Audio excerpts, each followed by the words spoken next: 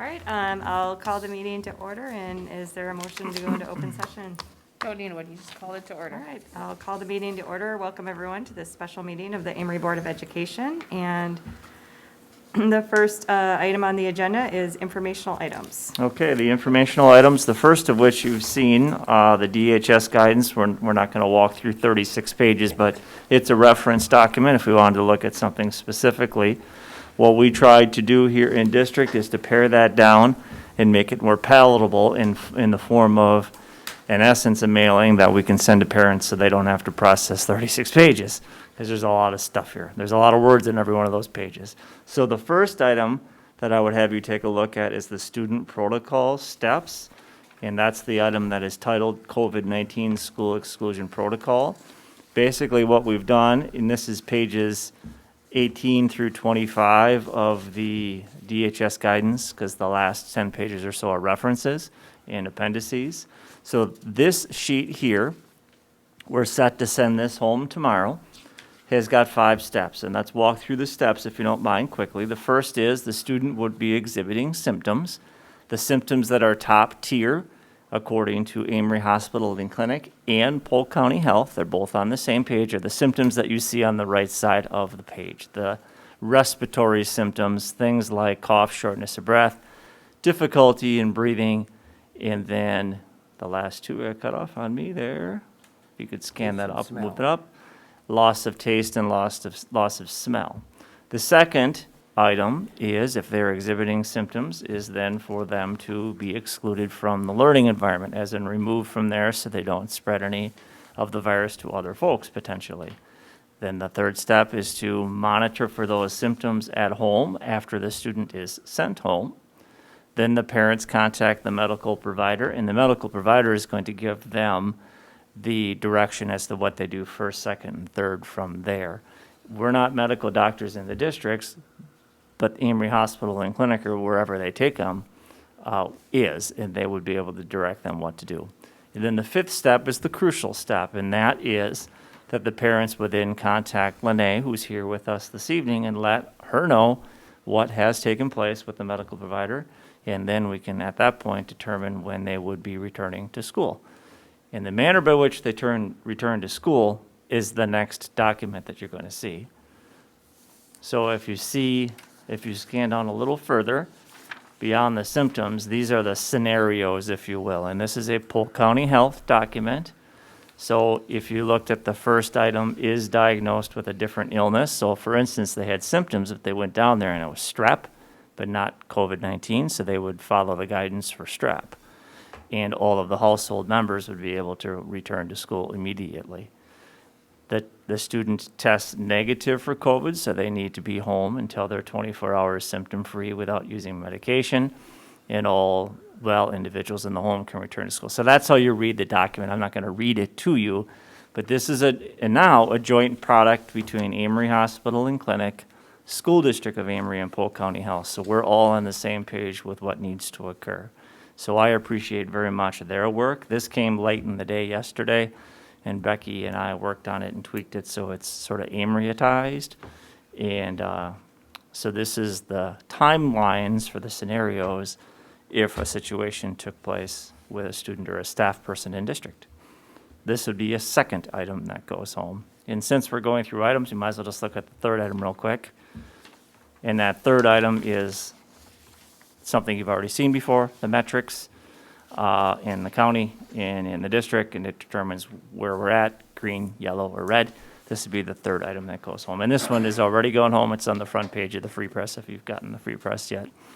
So these are the 3 items that everyone would get, so they know where we're at for a learning model. They would know what we're going to do in regards to positive or contact with positive cases, and what the 5 steps are in regards to school exclusion. So that is our version as a district, a pared down version of 36 pages of a lot of verbiage. And I appreciate the work of the DHS, but we just simply are not going to send home 36 pages of stuff to parents and say, here, figure it out. This is what they need to know, and this is what we're going to send to them. So if you have questions, this would certainly be the time to ask. Has Polk County Health added staff? That I cannot tell, I don't know. My last Zoom call with them is they were forming teams to appoint 2 districts, because there's 9 districts in Polk County. And they were, their director is coming back. They've been on hiatus for the last six weeks, so they'll be coming back not this next week, but the week after, so they'll add that person. And they're also trying to add people underneath the director. So I believe they understand the urgency of needing more people, because it could be 17 ongoing cases simultaneously. Yeah, I don't know if they've added staff, though. I'm not in those conversations. yeah, because I think the hardest part is gonna be tracking.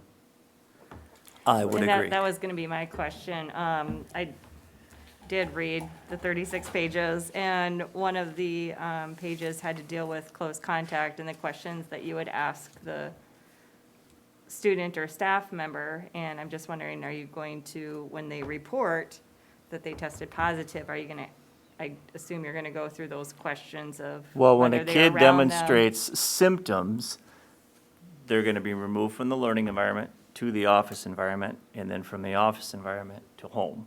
We're not going to keep them in the office environment if they're symptomatic. And the person that's going to do the contact tracing is not Lene or the building principal. That's going to be Polk County's work with the help of school officials. In regards to a positive case, if there's a positive case, Polk County will let us know the positive case. They're going to tell us that immediately. If it's they've had exposure to someone positive, it doesn't look quite like that at that point. Where we're going to need help is symptomatic kids and transitioning them home, but more importantly, the timelines for their return. And you're going to see later in the agenda a personnel item to get Lene some more help, 2 additional staff that would be able to help with clerical and help with contact tracing and help with symptom identification.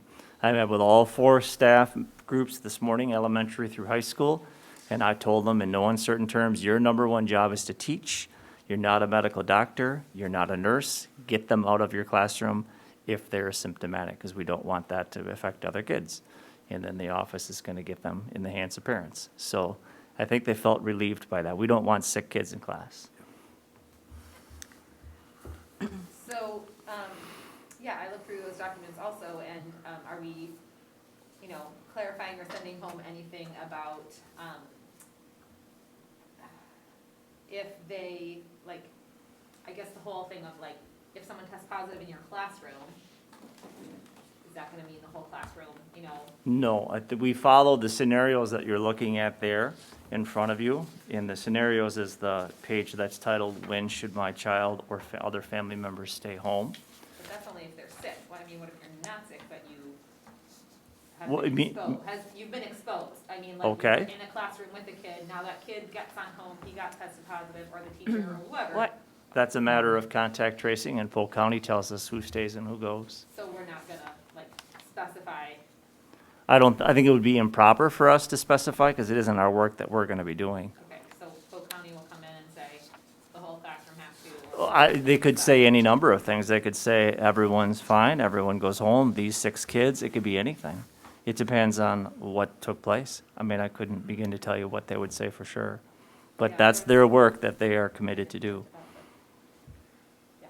and part of the DHS guidelines, I saw toward the end, they had sample letters that the Mhm. school would send out to, if a student tested positive or a staff member, which seems a little outdated since they're letters, and as we know, if you send a letter out, Well, goes it through St. happens. Paul, and it's gonna get there 2 or 3 days later, and Well, I can often- tell you, I thought, I was just gonna ask, is there gonna be an email like there Well, is we'll for ident- strep or flu? we will or- communicate with parents the same way we The phone? presently do. Okay. We'll do it in the way that it gets right to their phone immediately. All right. People want that. They don't want all calls. They want to get that right to their phone, right to their device, and they can click on it and open it up. We're getting a lot more response that way. And I can I say agree. that one of our neighbors, I just received their correspondence, a copy of that. They have a positive case in their high school, and that was sent to me via email, and it's a situation that took place today, so it can be done quickly. We're not going to send it snail mail, that's for sure. That's what I was gonna clarify. I mean, it doesn't make sense to send Nope. letters out every time. It could be a sample document, but we'll retro it and make it our own and Okay. send it right to their device or to their email or however The same method we've been doing here all summer long. Has Amery Hospital given us a turnaround time for a COVID test? They're not doing COVID tests in Amery. Those are being farmed out, typically out to the Stillwater area. So that wasn't the case earlier this summer, but that's the case now. I 'Cause can't know say if It seems like something. anywhere from 4 days to 24 hours. Well, I can't say what the timelines are right now and what's happening there, but as of last week, they weren't doing tests there. Could have changed since, I don't know. I think your question might have been, regardless of where they go for testing, Right. It's, how long turnaround time is from test to Right? results, which then we have that big lag time, which is fine to keep the child or the person Yep. quarantined at home, but then there's that lag time of the There is. exposure from everybody else, which I think we just have to accept that risk.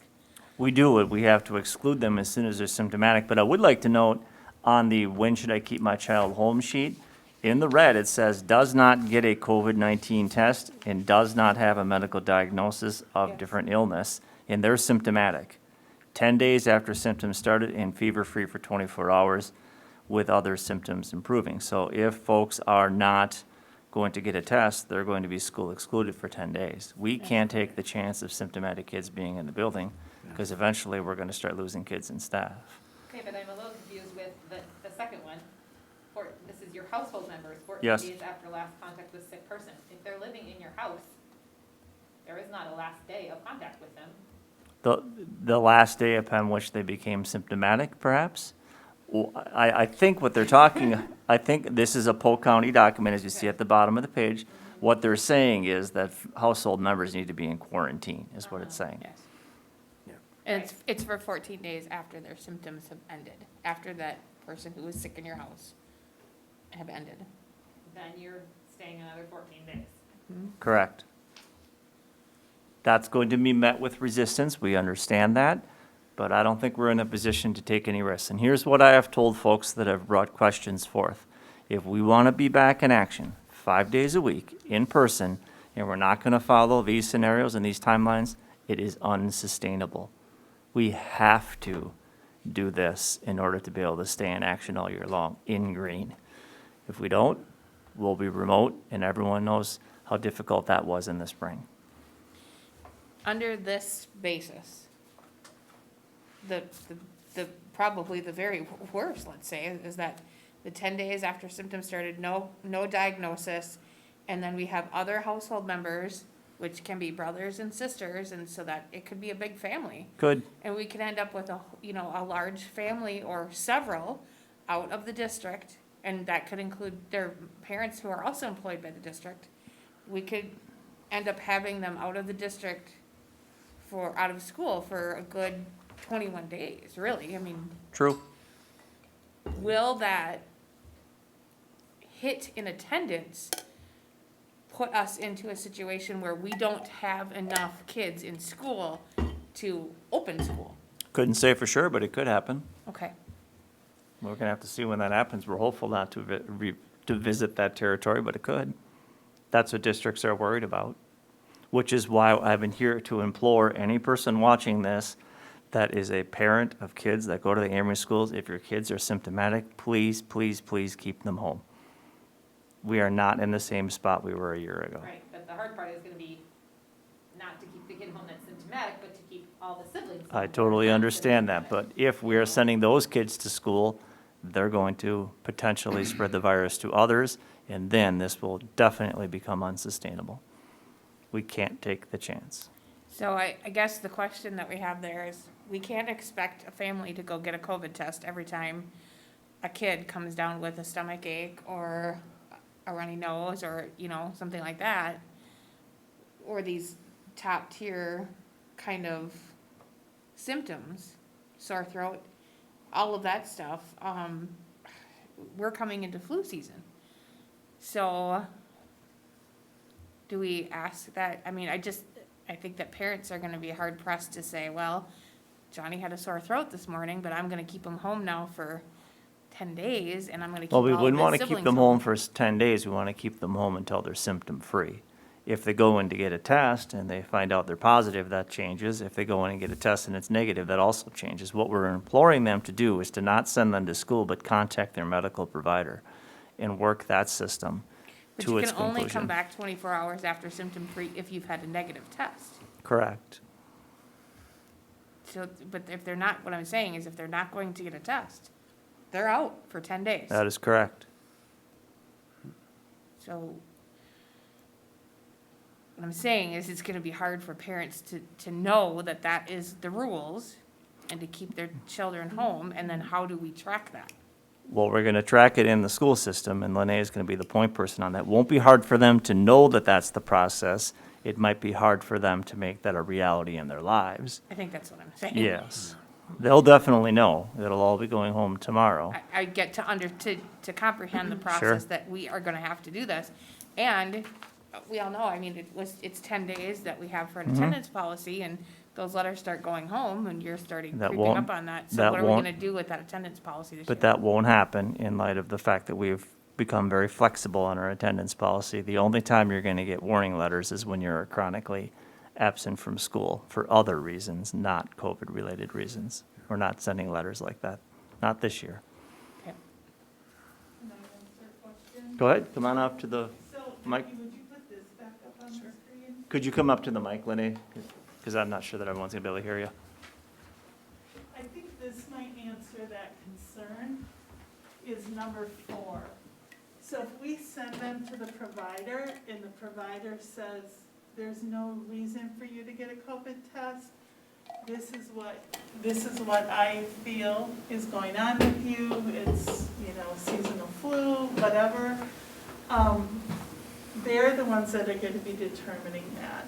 But So we I think my won't have question to was that determine. not every person is going to go to the doctor. Right. These people have to pay for doctor's visits. And we were told to just have them call and contact the clinic, and then they would either have a virtual conversation with them, or the nurse line would get back in touch with them, because they don't have COVID tests to do for that many people. Right. So they're gonna really concentrate, and again, it's gonna be out of baseline. If we have a student who has seasonal allergies, and there's, coughing and having any difficulty, maybe they have anxiety and they're having difficulty breathing. So out of baseline is really what we're looking for. So we are, we want kids back in school. So that's why this is a joint effort of the school, the county, and the medical provider. And then either the medical provider or the county health will determine whether or not they need to be excluded. And that would just be either a call to me, or, on a prescription pad, or the nurse line nurse calls and says so-and-so is clear to come back to school once their fever is gone, or, once they're fever-free for 24 hours. Did that help at all? I mean, we're in. Kind of, but I guess when you talk about a cough, or you talk about a sore throat, and I see that we have this top tier of symptoms, right? And then 2 of those, but I think, And there will be lots of conversation between me and the clinic, me and the health department, trying to either get a COVID test if that's deemed necessary, or trying to get them back into school if they don't have COVID. But we were told yesterday by the state infection control expert, we have a very low threshold for children who are ill, especially with any type of respiratory symptoms. So, I understand that this presents as very inconvenient for parents, but what's going to be more inconvenient is for all of us to be back home. And if we don't do this, we're all going to be back home. I totally understand that. What I'm thinking of is the parent that says,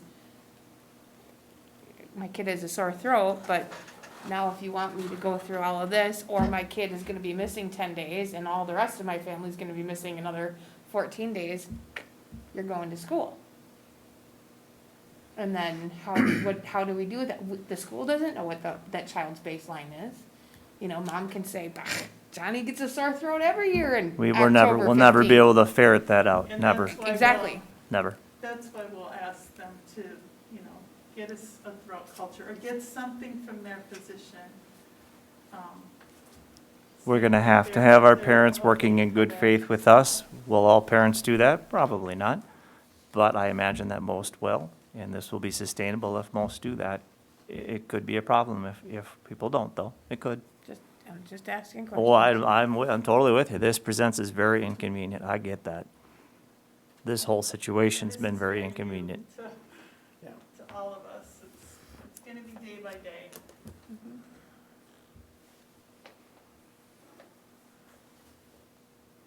So these are the items that we are going to be sending home tomorrow morning. These 3 items, the metrics, the exclusion, and then the scenarios.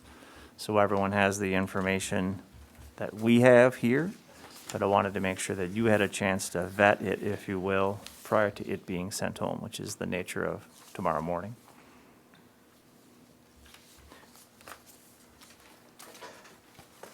Other questions on any of the items you see here? I know that only 2 of them are new. The metrics is sort of an older item at this point in time. So we're probably gonna cover this later on in the meeting here, the way it looks. But like bullet point number 5 there on that first page, parent contact school nurse. Yes? And we talked about, I guess somebody asked the question about, does Polk County have enough help? Do we have enough help with everybody contacting our aid? We don't if she's not going to get more help here this evening. Yeah, We need okay. more people, Okay, definitely. Keep In mind regards- all the other things that happen especially in the fall of the year, the immunizations, reviewing immunization or emergency forms, health plans. There's a lot that goes on in these first 2 months, especially of school. Regarding the present state of metrics in Polk County and School District of Amery, reflecting back on the metric that you see there on the screen, we have over the last 2 weeks gone from 139 to 163. So we've increased in a 2-week time frame of 23, so that puts us in the 11 to 50. And we've had 0 cases in the last 14 days in the district, so that puts us in the green. And we're hopeful to stay in the green the whole way. It's never been higher than 30 in any 2-week window since the beginning of summer. So based on this, we'd have to have more than 150 if we're 0 in the district. It's never been close to that.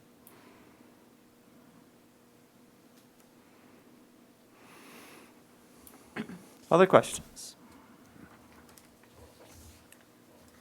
Okay, if there's no other questions regarding the guidance, then we'll move on to action items, which the first 2 items, or the first item, are the second readings of district policies, face covering, and Title IX. So we'll start with face coverings. So face coverings, you charged me with bringing, in essence, the governor's mandate into our policy, and basically what I did is copied and pasted the governor's language to better define what a face covering is, so all folks that live in all of your households, including 8th graders here in the district, know that certain masks are not eligible and others are, and that would be the way to define it. We want to make sure you're covered up in the best way possible, so that defines it as best we can. It's right from the governor's mandate, and it's cross-referenced at the bottom as such, and the dress code is cross-referenced there too. And I do have a comment on the cross-reference, and I think we can approve this, or the State of Wisconsin Office of Governor's Emergency Order number 1 was issued actually back in March with the Okay. school closing, so I don't believe it's number 1. Okay? I think we're in the 80s now, so We I are. guess I would just I think I would just, Whatever the new number is. whatever the new number is, which is on their website. Okay. It's not number 1, I know that. So, Got it. I guess with the exception of that, I would take a motion We will to change it to whatever the newest number is. accept the face coverings policy, whatever, with Certainly. changing the second. cross-reference. Second? I don't think a motion had been made, has it? I think that's what Chelsea just said, she would make a motion. Is that what you said?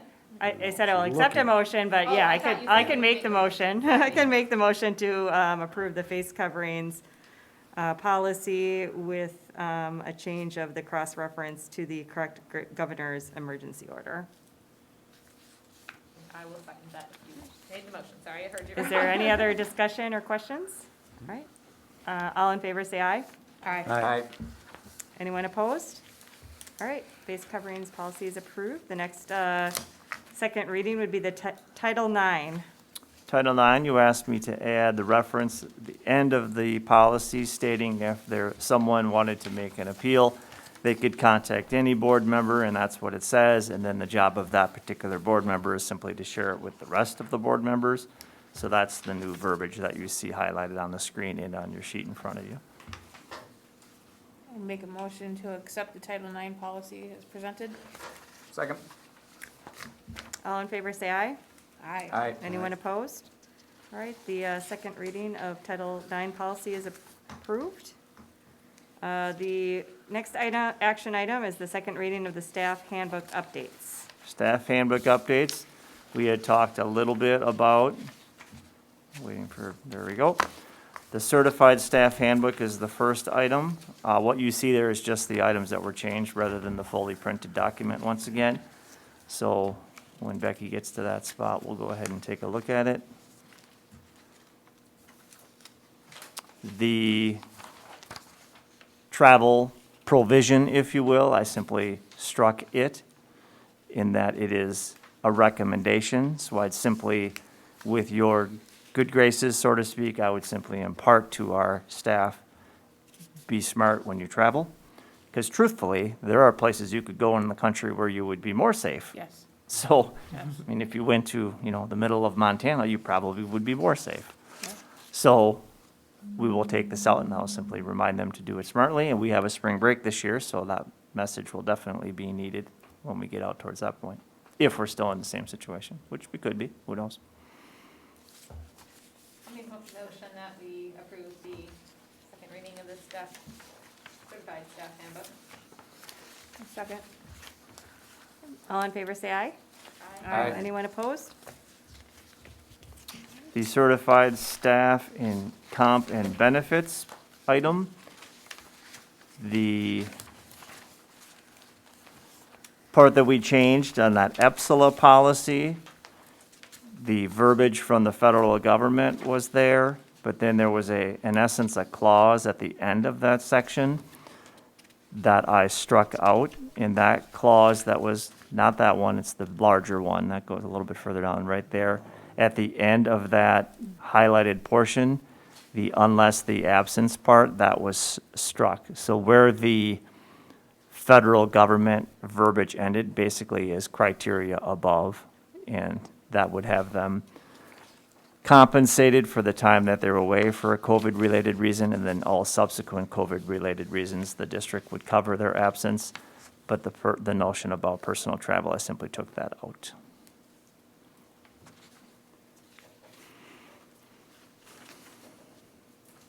Make a motion to accept the changes to the certified staff compensation and benefits. I'll second that. All in favor, say aye. Aye. Anyone opposed?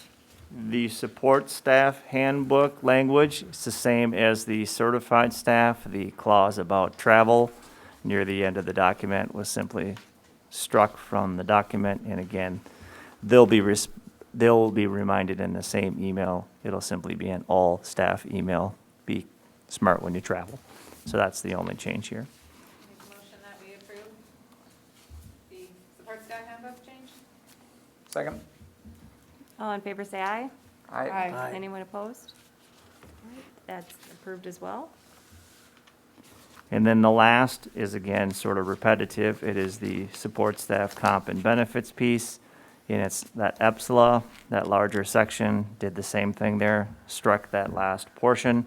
Theirs looks a little different because they work different hours and their days are counted differently. So it isn't technically all the way at the end, but right before the end, the same provision or same clause was cut. I'll make a motion, we approve the support staff compensation and benefits. Second.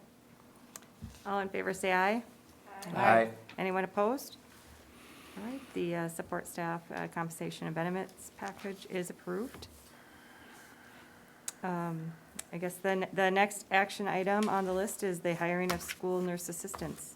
So we're here to propose to you this evening hiring 2 assistants to work with Lene. Don't have title identified, don't want to scare anyone away that would be qualified to do this work. And the 3 jobs they would in essence have would be clerical, as in tracking who it was, their parents, their address, their contact information, when it was, where they were, that kind of stuff. Symptom tracing, as in someone showed up from name your classroom down here in the office, and to be able to ask them those those questions about symptoms. And we've got templates from Polk County Health and Amery Hospital and Clinic of the questions to ask. And then lastly, to assist in contact tracing. It is simply too big of a proposition to ask Lene to do that work, and I think it's an unrealistic proposition to think that Polk County Health is going to come in and do that work for us. That's not what they signed up for. They're not coming here to do clerical for us. That's going to be in-house. So without that, I think we would have ourselves a problem. I want Lene diagnosing kids and communicating with medical community, not writing stuff down in notebooks and typing them into the computer. That is not using her skills to the best of her ability. So asking for 2 people, and we're looking at about 25 hours a week. 2 people split between 4 buildings. It could be elementary, intermediate, or physically elementary, high school, in that they're right next to each other. However, we decide to divvy that work up. So that's what we're here to ask you permission to do tonight. And that's 2 people at 25 hours each? Correct, yes. Okay.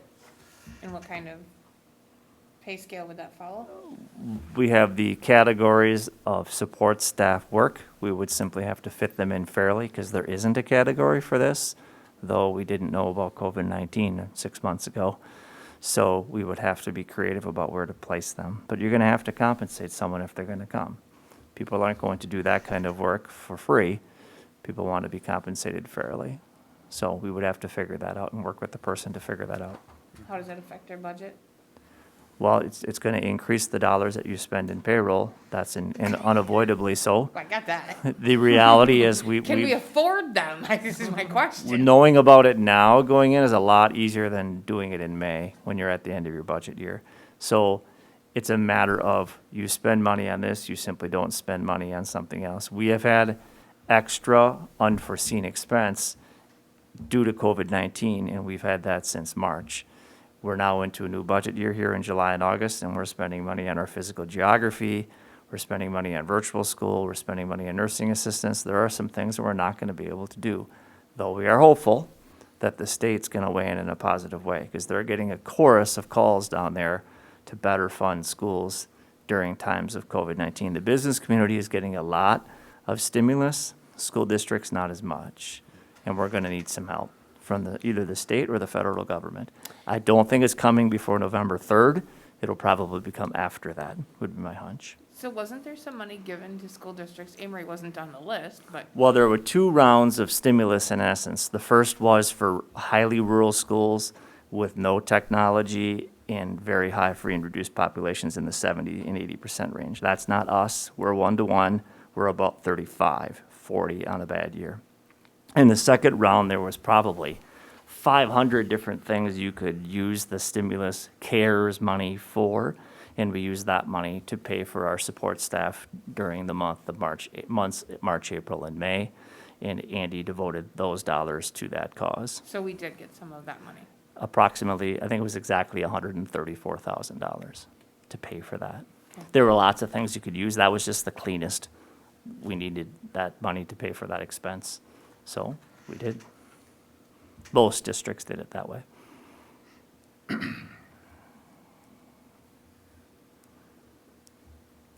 Other questions you might have?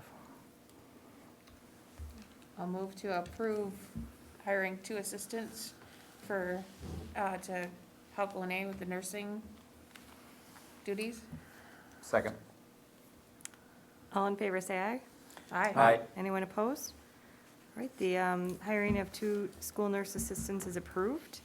The last item, action item on the agenda are, We have two personnel items. As you know, Carrie Satchery departed. Jill Jackson was already in-house as an elementary para, working side by side with Katie Elmer. She has simply transitioned across the road, and she is going to be working in a para position at the high school, doing largely attendance and being the point person in essence for all things high school when they walk in the door. So she's been hired, and Kendall Bauer is the replacement for Lori Pickard's position as the para at the intermediate school.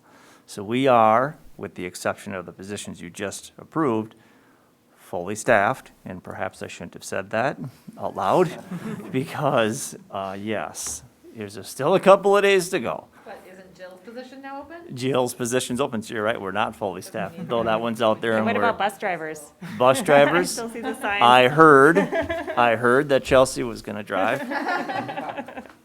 Speaking of bus drivers, it's interesting that you mentioned that. We do have a bus number now, an accurate number. We, as you remember, in the morning and in the evening, bused approximately 750 kids in a normal year, and this is certainly not normal. Our total survey came in, we're at about 425. So we've reduced our populations on buses from the 50s and 60s and 70s to 20s, 30s, and 40s, which is better. It's not 6 feet socially distanced, 11 people on a bus, but it's definitely better. So about 300 or so kids are now being brought to school by parents, which we're thankful that they're doing that. It's the safest way to do bus transportation right now. On that note, are we looking with drop off? I mean, I know the letters have gone out and stuff, but I'm just thinking that drop off, you're adding 300 more kids dropping off in the morning. The traffic and. There is a message going out on Friday, and the title of the, maybe just there'll be one word after the title, and it'll be patience. Because if you're getting here between 7:45 and 8, patience will be the order of the day. Get used to whatever you're listening to on the radio, because you might be there a little bit longer. Okay, so I have at least one child in each building. Can I just pull down the middle aisle and let them all out? You should let them out on Minneapolis and say, start walking. See you later.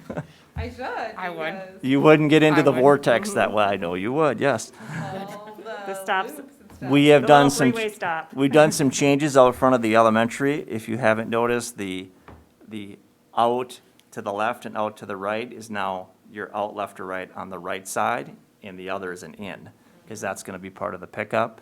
We've changed the geography out front of this building where we now have a proper turnaround. So we're gonna be able to do that with more success. The high school is sort of an independent project in a way because kids drive themselves. And those who don't leave right away, well, some do, are here Freshmen for and athletics. So we're hopeful that it will work better rather than worse, but it's going to be a work in progress. The building that is the highest priority is the elementary, because we're now picking up in the front of the building, because we're not bringing parents into the building to get kids. So now the kids are gonna be brought right out by paras and secretaries, and it's gonna work well. To line them up in the front's gonna work well. But between 3:15 and 3:30, be prepared, because there's going to be some traffic going on the campus. It's just the reality of where we're at. What about kids getting into buildings late, classes late, that kind of At stuff? the beginning, it might I happen mean, it's that just way. gonna happen, It right? I will. mean, And then when we hit the weather, it's gonna happen then too. It's going to be longer. We expect that bus transportation, they usually departed last year about 3:23, 3:24, 3:25. We're looking at probably 3:35 right now, about 10 minutes longer. But safe is the key. and the buildings are open sooner as They well, are. right now, so They that, are. yeah. And staffed sooner with the change in the handbook, so folks are here to help get kids in the right spots. It'll be a work in progress, certainly. But the item going out on Friday, the next item is tomorrow morning, and then Friday's item is, again, just gonna be titled School District Traffic, and it's just gonna say one word, patience. I think everyone will get it. Yeah. Good luck. Yep. I'll move to approve the personnel action. Second. Is there a second? Yeah, sorry. All right, all in favor, say aye. Aye. Anyone opposed? All right, the personnel action is approved. And, Can I oh. just ask a question? So we have these exemption forms in our packets here. Have we had a lot of requests for exemptions from No. business? No, we have not. I've signed one for staff. yesterday, I think it was. Yeah, it was yesterday, and we have had very little traffic in the buildings in regards to students seeking an exemption. There have been questions about it. And interesting conversation I had with Mr. Gould. Somebody asked him what put the district in a position to be able to make the call about what should be on that sheet and what shouldn't. And I was very happy that they asked that question, because the fact that we've worked with the hospital in Polk County to determine what should be on that sheet, I think puts us in a much better place. Because it isn't us operating as a medical provider, because we're not. So they did that. They created that for us in essence, and that was helpful. And the parents like, oh, okay, great, got it, thank you. So I think people feel at ease when we're leaning on the professionals, because we are not a medical provider. I notice on here it says, you know, student is deaf or hearing impaired. And I was working with someone recently that is hearing impaired. And so it's not about whether or not she wears a mask as much as she can't lip read Sure, for me. good point. So I had to take, we were outside, but I couldn't wear a mask because then she can't understand what I'm saying. Certainly, So I'm assuming we're doing, I found out there's masks with like clear. there is. I'm assuming we're getting some of those in the school? We have not. If there's a situation where that arose, we would certainly do that. Okay, But that's, you know, an extraordinary case. We've been focusing on the masses here thus far. yeah, okay. I didn't know if we had students that were hearing impaired or. I think we or- do. or Not a, staff. not a high number, but we have some students that are in that category, yes. Mhm. Well, Other items? All right, I guess there's no reason to go into. We do have one item in closed Oh. session we need to talk about. I'll move to go into closed session. I'll second that. Okay. All in favor, say aye. Aye. Aye. Aye. Anyone opposed? All right, I guess we're in closed session.